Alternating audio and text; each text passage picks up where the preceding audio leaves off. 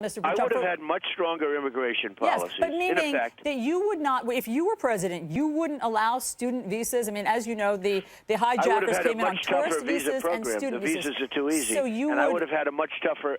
You wouldn't look, allow those going forward. But Allison, they knew an attack was coming. George Tenet, the CIA director, knew in advance that there would be an attack, and he said so to the president, and he said so to everybody else that would listen, and that came out.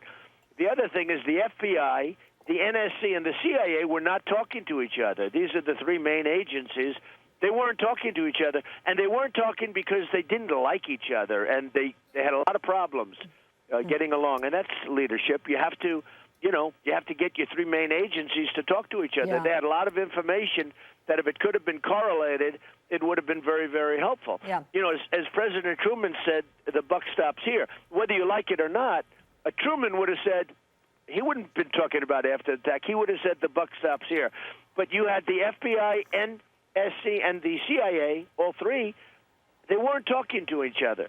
Now, say what you want, but then we went out and we attacked the wrong country because we went out and attacked Iraq. They had no weapons of mass destruction, as you know, and as we found out, in spades.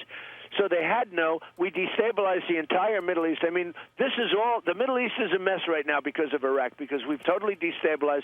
And the two powers, Iraq and Iran, one got decapitated, and Iran now is taking over the Middle East, taking over Iraq, taking over the oil, and the other one that gets some of the oil is ISIS, okay? So we fueled and created ISIS out of this.